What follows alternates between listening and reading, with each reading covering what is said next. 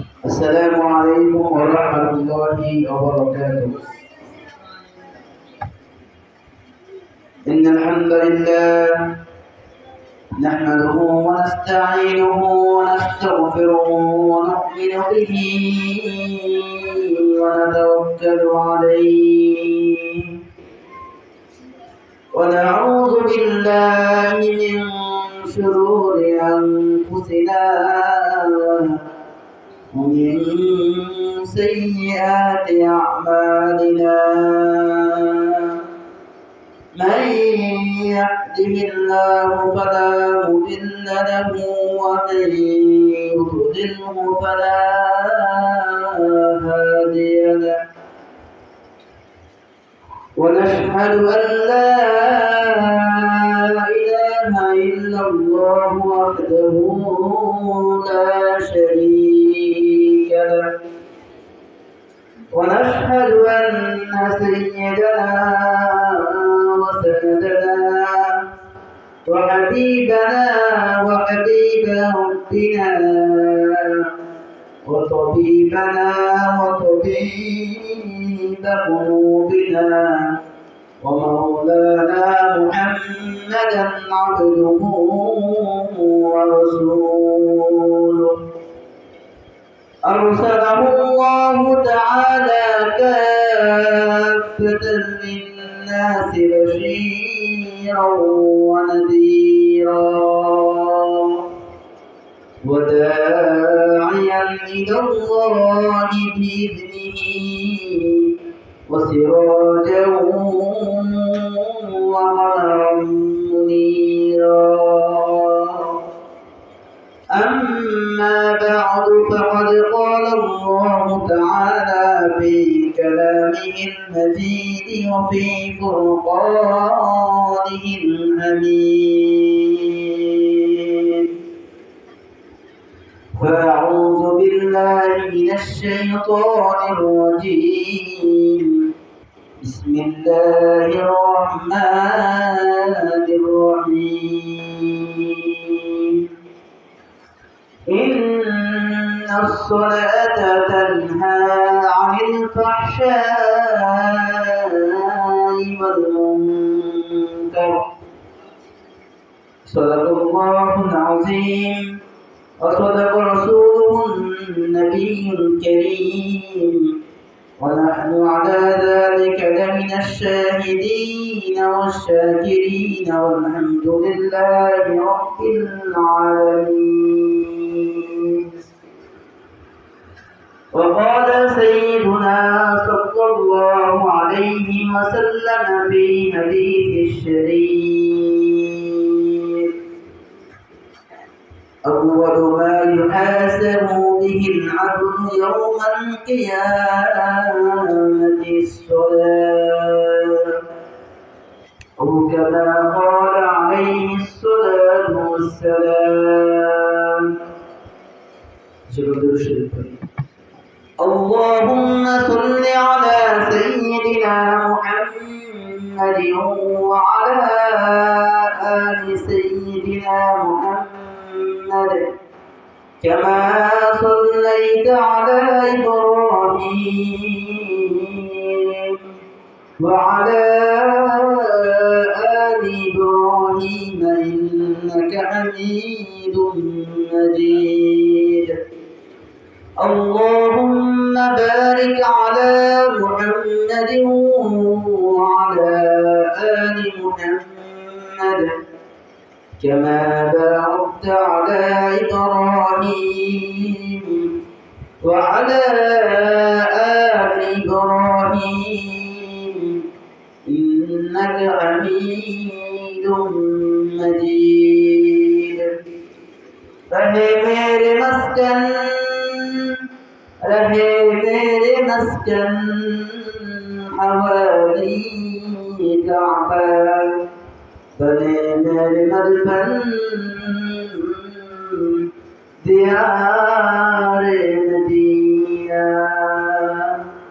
اللهم صل على سيدنا محمد وعلى آل سيدنا محمد كما صليت على إبراهيم وعلى آل إبراهيم إنك حميد مجيد اللهم بارك على محمد وعلى آل محمد كما باركت على إبراهيم وعلى آل إبراهيم إنك حميد مجيد الحمد لله আল্লাহ রব্বুল আলামিনের দরবারে লাখ কোটি শুকরিয়া যে মহান রব্বুল আলামিন আমাদেরকে পবিত্র জুমার দিন আল্লাহ রব্বুল আলামিনের পবিত্র হুকুম জুমার নামাজ আদায় করার জন্য তৌফিক দান করেছেন। এজন্য মহান রব্বে কারীমের দরবারে সকলে অন্তরের অন্তঃস্থল থেকে শুকরিয়া আদায় করি আলহামদুলিল্লাহ।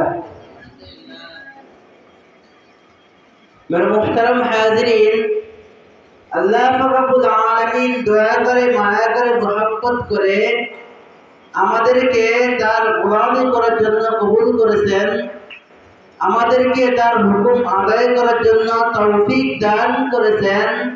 এটা আল্লাহ পাক রব্বুল আলামিনের পক্ষ থেকে আমাদের জন্য অনেক বড় একটা নিয়ামত, অনেক বড় একটা অনুগ্রহ। তাই এই নিয়ামতের কদর করতে হবে, এই নিয়ামতের শুকরিয়া আদায় করতে হবে। নিয়ামতের শুকরিয়া আদায় করলে কি লাভ? আল্লাহ রব্বুল আলামিন পবিত্র কোরআন কারীমে ইরশাদ করেছেন, লাইন শাকারতুম লাযীদান্নাকুম ওয়া লাইন কাফারতুম মিন আযাবি লাশাদীদ। আল্লাহ রব্বুল আলামিন পবিত্র কোরআন কারীমের আয়াতে ইরশাদ করে দুনিয়ার মানুষদেরকে জানিয়ে দিচ্ছেন যে, ও দুনিয়ার আমার বান্দা বান্দিরা, ও জগৎবাসী, আমি আল্লাহ রব্বুল আলামিন তোমাদেরকে যে নিয়ামত দান করেছি, আমি আল্লাহ রব্বুল আলামিন তোমাদেরকে যে রিজিক দান করেছি, যদি তোমরা ওই নিয়ামতের শুকরিয়া আদায় করো, লাযীদ ইন শাকারতুম, যদি তোমরা ওই নিয়ামতের শুকরিয়া আদায় করো, লাযীদান্নাকুম, তাহলে আমি আল্লাহ রব্বুল আলামিন অবশ্যই অবশ্যই তোমাদের নিয়ামতকে আরো দ্বিগুণ বৃদ্ধি করে দেব। পক্ষান্তরে যদি কোনো বান্দা আমার সাথে নাফরমানি করিয়া আমার নিয়ামত পাওয়ার পর, আমার নিয়ামত ভোগ করার পর ইন কাফারতুম, নিয়ামতের শুকরিয়া আদায় না করে, তাহলে আল্লাহ রব্বুল আলামিন স্পষ্ট ভাষায় ঘোষণা করে বলতেছেন, ইন্না আযাবি লাশাদীদ। ও বান্দা, যখন তোমার 3.5 হাত বডি থেকে রূহ নামক মূল্যবান বস্তুটা আলাদা হয়ে যাবে, তখন তুমি তো আমার কাছে আসতে হবে। তো আমার কাছে আসার আগে দুনিয়াতে থাকা অবস্থায় অত্যন্ত গুরুত্ব সহকারে, অত্যন্ত যত্ন সহকারে জেনে রেখো যে ইন্না আযাবি লাশাদীদ, আমার শাস্তি বড় ভয়ঙ্কর। এজন্য আল্লাহ রব্বুল আলামিনের পক্ষ থেকে পাওয়া প্রত্যেকটা নিয়ামতের শুকরিয়া আদায় করতে হবে। এই নিয়ামতের কারণে, এই নিয়ামতের শুকরিয়া আদায় করার মাধ্যমে যেই জিনিস আমরা কয়েক বছর পরে পাওয়ার কথা, আল্লাহ রব্বুল আলামিন নিয়ামতের শুকরিয়া আদায় করার মাধ্যমে এটা কয়েক বছর আগে এটা আমাদেরকে দিয়ে দেবে। হযরত মূসা আলাইহিস সালাতু ওয়াস সালাম আল্লাহ রব্বুল আলামিনের জলিল কদর পয়গম্বর, নাম শুনছেন? হযরত মূসা আলাইহিস সালাতু ওয়াস সালাম একদিন আল্লাহ রব্বুল আলামিনের সাথে সাক্ষাৎ করার জন্য তুর পাহাড়ে যাইতেছিলেন। কোন পাহাড়ে? তুর পাহাড়ে। যাওয়ার মধ্যে প্রতি রাস্তার মধ্যে কয়েকজন লোকের সাথে দেখা হলো। তো লোকেরা বলতেছে, ও আল্লাহর পয়গম্বর, আপনি তো আল্লাহ রব্বুল আলামিনের সাথে সাক্ষাৎ করার জন্য যাইতেছেন, তো আল্লাহ রব্বুল আলামিনের কাছে আমাদের কিছু আরজি আছে, আমাদের কিছু আবেদন আছে। তা আমাদের আরজি, আমাদের আবেদনটা আপনি আল্লাহ তাআলার কাছে পৌঁছে দিবেন। পয়গম্বর মূসা আলাইহিস সালাম বলেন, ওই আমার সম্পদের লোকেরা, আল্লাহ তাআলার নিকট তোমাদের কি আরজি রয়েছে আমাকে বলো। তখন ওই লোকেরা বলতেছে, হে পয়গম্বর, কয়েক বছর যাবৎ মিশরের জমিনে বৃষ্টি হইতেছে না। এই বৃষ্টি না হওয়ার কারণে, অনাবৃষ্টির কারণে গাছপালা তরুলতা সব শুকিয়ে মারা যাচ্ছে। পশু পাখি যত কিছু আছে, জীব জন্তু সব পানির অভাবে মারা যাচ্ছে। এমনকি মিশরের জমি ক্ষেত খামার যা আছে সবগুলো শুকিয়ে যাচ্ছে পানির অভাবে। তো আপনি আল্লাহ রাব্বুল আলামিনকে জিজ্ঞাসা করবেন যে মিশরের জমিনে কবে বৃষ্টি হবে। তখন পয়গম্বর মূসা আলাইহিস সালাম বললেন, ঠিক আছে, আমি তোমাদের আবেদন আল্লাহ তাআলার নিকট পেশ করব।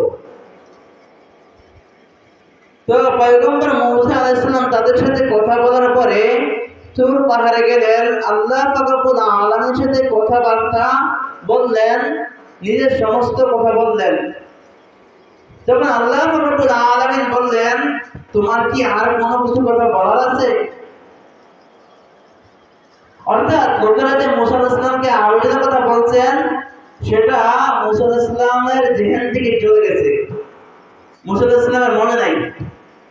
তখন আল্লাহ রাব্বুল আলামিন নিজেই বলেছেন যে তোমার কাছে কি কোনো লোক, কেউ কি তোমার কাছে কোনো কিছুর আবেদন পেশ করেছে? তখন মূসা আলাইহিস সালাম বলেন, হ্যাঁ, আমি আসার পথে কয়েকজন লোক বলছে যে মিশরের জমিনে বৃষ্টি হচ্ছে না, তো কবে বৃষ্টি হবে? তখন আল্লাহ রাব্বুল আলামিন বললেন, মিশরের জমিনে এত বছর বৃষ্টি হয় নাই, আগামী 20 বছরও বৃষ্টি হবে না, আগামী 20 বছরও বৃষ্টি হবে না। তো পয়গম্বর মূসা আলাইহিস সালাম তাদের আরজির উত্তর নিয়ে চলে আসলো। তো আসার মধ্যে যেই জায়গার মধ্যে প্রথম দেখা হলো, ওই জায়গাতে আবার দেখা হলো। তখন লোকেরা বলল, হে পয়গম্বর মূসা আলাইহিস সালাম, আল্লাহ রাব্বুল আলামিন আপনাকে কি উত্তর দিয়েছেন? তখন মূসা আলাইহিস সালাম বলেন, আল্লাহ রাব্বুল আলামিন বলেছেন যে এত বছর মিশরের জমিনে বৃষ্টি হয় নাই, আগামী 20 বছরও বৃষ্টি হবে না।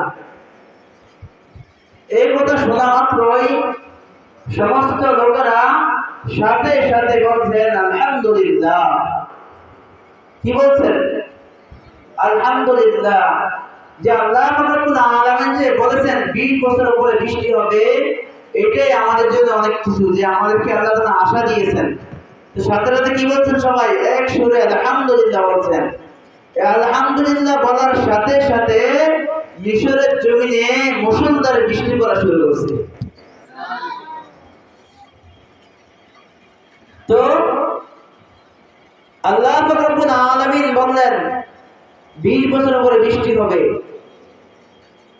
আর মূসা আলাইহিস সালাম কি বলছেন? সম্পদের কথা বলছেন কি 20 বছর পরে বৃষ্টি হবে।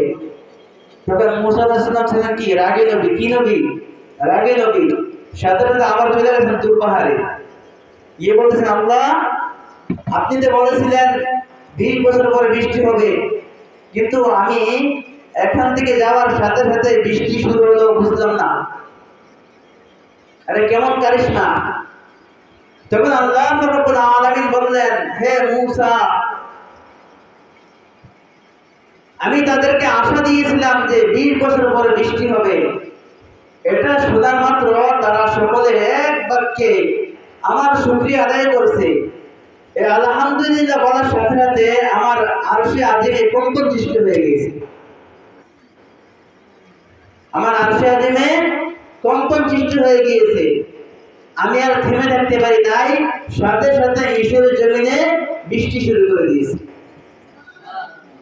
তো এই আল্লাহ রাব্বুল আলামিনের নিয়ামতের শুকরিয়া আদায় করার মাধ্যমে যেটা আমার পাওয়ার কথা ছিল 20 বছর পরে, সেটা আমি শুকরিয়া আদায় করার মাধ্যমে পেয়ে গেছি 20 বছর আগে। সেজন্য আল্লাহ রাব্বুল আলামিনের পক্ষ থেকে আমরা যে নিয়ামত পাইছি প্রত্যেকটা নিয়ামতের শুকরিয়া আদায় করতে হবে। আমাদের সবচেয়ে বড় নিয়ামত আল্লাহ রাব্বুল আলামিন আমাদেরকে মানুষ বানাইছেন। কি বানাইছেন? মানুষ বানাইছেন। আল্লাহ রাব্বুল আলামিন ইচ্ছা করলে আমাদেরকে গরু বানাইতে পারতেন, ছাগল বানাইতে পারতেন, হিংস্র জানোয়ার বানাইতে পারতেন, পশু পাখি বানাইতে পারতেন। বানাইতে পারতেন কি পারতেন না? কিন্তু আল্লাহ রাব্বুল আলামিন আমাদেরকে কুকুর বানান নাই, শুকুর বানান নাই, গরু ছাগল হাঁস মুরগি পশু পাখি কিছুই বানান নাই। আল্লাহ রাব্বুল আলামিন দয়া করে মায়া করে মহব্বত করে আশরাফুল মাখলুকাত মানুষ বানায় দুনিয়ার মধ্যে পাঠিয়েছে। এই যে মানুষ বানায় দুনিয়ার মধ্যে পাঠাইছেন, এর জন্য যদি আমরা আমাদের পুরা জিন্দেগি পুরা জীবনটা সিজদার মধ্যে কাটিয়ে দেই, তবু এর শুকরিয়া আদায় করা শেষ হবে না। দ্বিতীয় নম্বর নিয়ামত হলো আল্লাহ রাব্বুল আলামিন আমাদেরকে ইসলাম ধর্মের মধ্যে পাঠিয়েছেন। কোন ধর্মের মধ্যে? সর্বশ্রেষ্ঠ এবং সর্বোত্তম ধর্ম ইসলাম ধর্মের মধ্যে পাঠিয়েছেন। আল্লাহ রাব্বুল আলামিন ইচ্ছা করলে আমাদেরকে হিন্দুর ঘরে পাঠাইতে পারতেন, বৌদ্ধর ঘরে পাঠাইতে পারতেন, খ্রিস্টানের ঘরে পাঠাইতে পারতেন, ইহুদি নাসারা এরকম ভাবে মূর্তি পূজার ঘরে পাঠাইতে পারতেন। কিন্তু আল্লাহ রাব্বুল আলামিন আমাদেরকে হিন্দুর ঘরে পাঠান নাই, বৌদ্ধর ঘরে পাঠান নাই, ইহুদি বানায় পাঠান নাই, খ্রিস্টানের ঘরে পাঠান নাই। আল্লাহ রাব্বুল আলামিন দয়া করে মায়া করে মহব্বত করে সর্বশ্রেষ্ঠ এবং সর্বোত্তম ধর্ম ইসলাম ধর্মের মধ্যে পাঠিয়েছেন। কোন ধর্ম? 3 নম্বর নিয়ামত হলো আল্লাহ রাব্বুল আলামিন আমাদেরকে সর্বশ্রেষ্ঠ সর্বোত্তম দু জাহানের বাদশা হযরত মুহাম্মদ মুস্তাফা সাল্লাল্লাহু আলাইহি সাল্লামের উম্মত বানায় দুনিয়ার মধ্যে পাঠিয়েছেন। আল্লাহ রাব্বুল আলামিন চাইলেই আমাদেরকে পয়গম্বর নূহ আলাইহিস সালামের উম্মত বানায় পাঠাইতে পারতেন, পয়গম্বর মূসা আলাইহিস সালামের উম্মত বানায় পাঠাইতে পারতেন, পয়গম্বর ঈসা আলাইহিস সালামের উম্মত বানায় পাঠাইতে পারতেন। আল্লাহ রাব্বুল আলামিন ওই সমস্ত নবীদের উম্মত বানায় পাঠান নাই। আল্লাহ রাব্বুল আলামিন আমাদেরকে এমন এক নবীর উম্মত বানায় পাঠাইছেন, যেই নবীর উম্মত হওয়ার জন্য আগেরকার যে যুগের নবীরাও আল্লাহ রাব্বুল আলামিনকে সুপারিশ করেছে, হে আল্লাহ, আপনি আমাদেরকে বনি ইসরাইলের নবী না বানাইয়া আখিরি জামানার পয়গম্বর হযরত মুহাম্মদ সাল্লাল্লাহু আলাইহি ওয়াসাল্লামের উম্মত বানাইয়া পাঠিয়ে। যদি আপনি আমাদেরকে নবী না বানাইয়া শেষ জামানার নবী হযরত মুহাম্মদ মুস্তাফা সাল্লাল্লাহু আলাইহি ওয়াসাল্লামের উম্মত বানায় পাঠাইতেন, তাহলে আমাদের জীবনটা ধন্য হতো।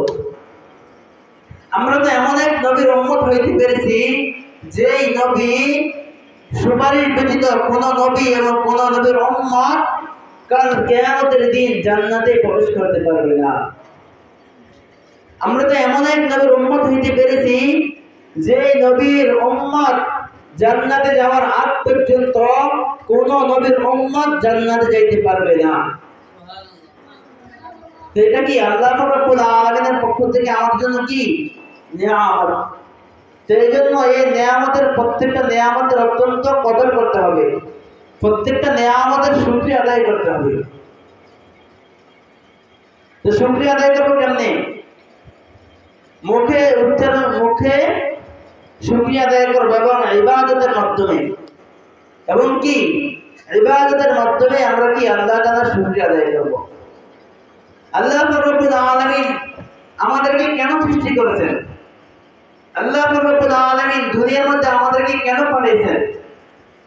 পাঠানোর একমাত্র উদ্দেশ্য হলো, আল্লাহ রাব্বুল আলামিন পবিত্র কোরআনুল কারীমে ইরশাদ করেছেন, ওমা খালাকাতুল জিন্না ওয়াল ইনসা ইল্লা লিয়াবুদুন।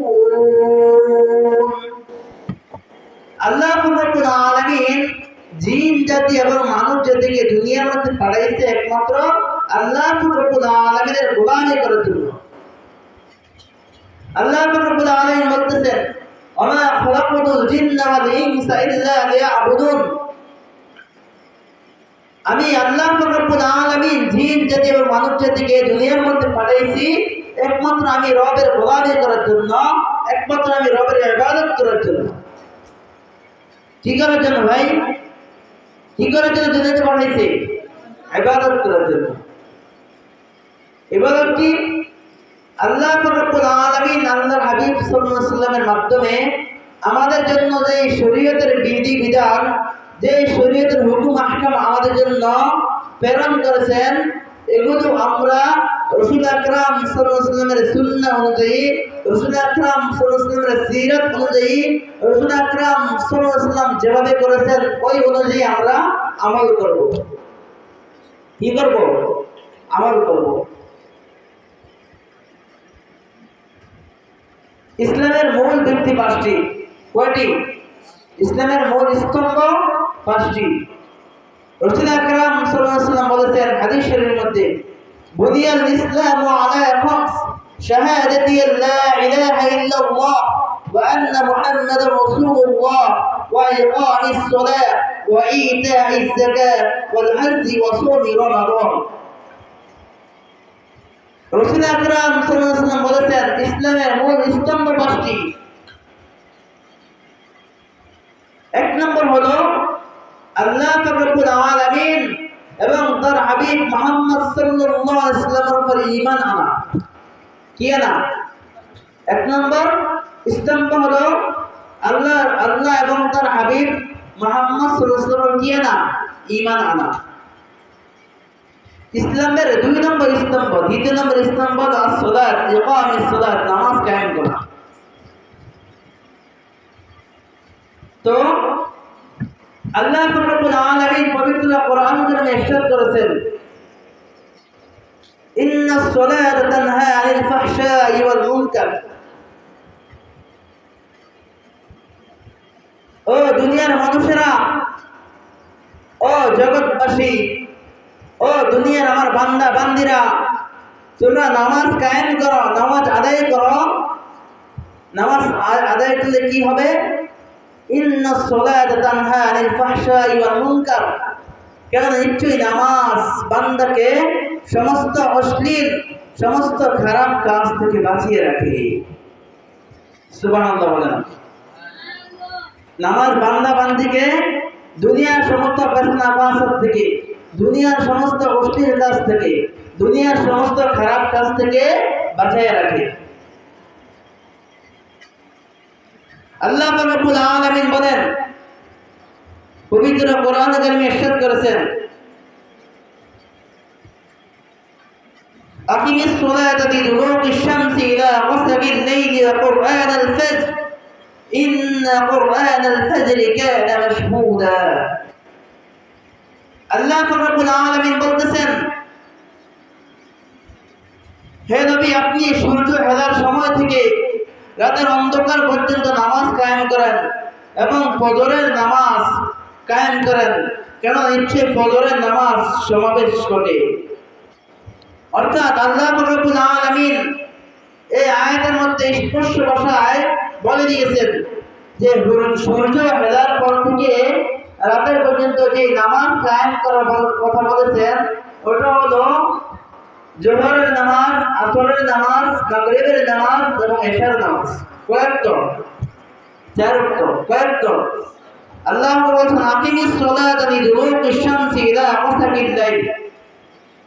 আপনি সূর্য হেলার পর থেকে রাত্র পর্যন্ত, রাত্রের অন্ধকার পর্যন্ত নামাজ কায়েম করেন।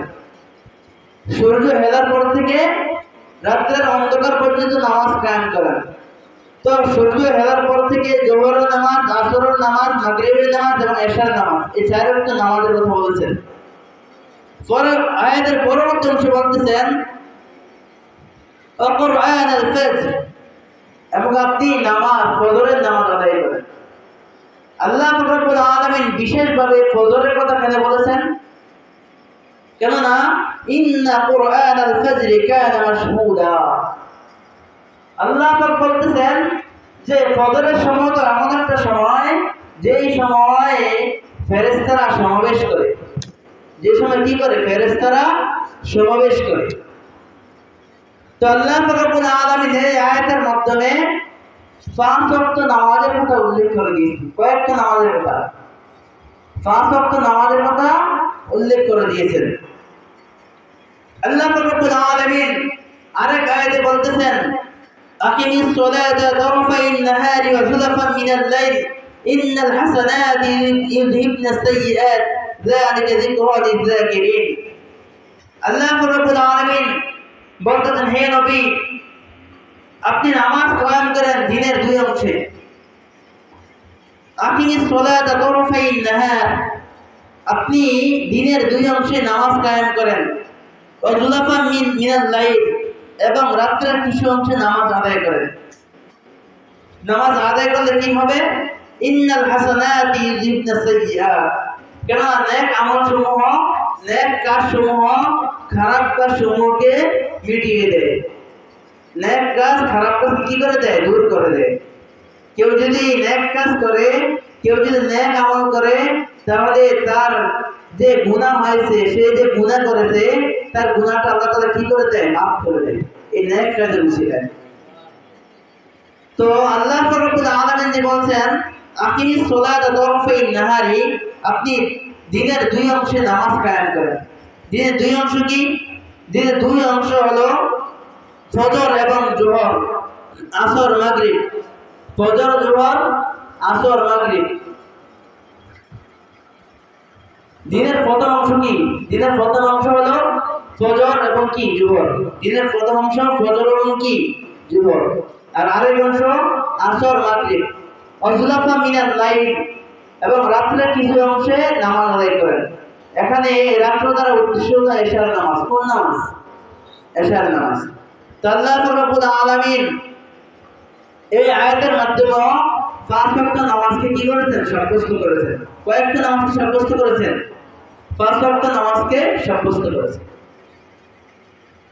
রাসূল আকরাম সাল্লাল্লাহু আলাইহি ওয়াসাল্লাম বলেছেন, নামাজের গুরুত্ব এবং ফজিলত সম্পর্কে বলছেন, মিফতাহুল জান্নাতিস সালাত, নামাজ বেহেশতের চাবি। নামাজ কি? বেহেশতের চাবি। অর্থাৎ দুনিয়াতে আমরা যেমন ঘরের মধ্যে তালা লাগানো থাকে, ঘরের মধ্যে তালা লাগানো থাকে কি থাকে না? গেটের মধ্যে তালা লাগানো থাকে। যদি আমাদের কাছে চাবি না থাকে, তাহলে আমরা কঠিন কালেও কি করতে পারবো না? তালা খুলতে পারবো না এবং ভিতরে প্রবেশ করতে পারবো না। যদি আমাদের কাছে চাবি না থাকে, তাহলে আমরা কি তালা খুলতে পারবো না, ঘরেও প্রবেশ করতে পারবো না। তো এরকম ভাবে আল্লাহ রাব্বুল আলামিন জান্নাতের মধ্যে তালা লাগানো হয়েছে, জান্নাতের মধ্যে তালা মারা রাখছে। যে জান্নাতের চাবি হলো কি? নামাজ। জান্নাতের চাবি কি? নামাজ। যে নামাজ আদায় করে যাইতে পারবে, যে নামাজ আদায় করবে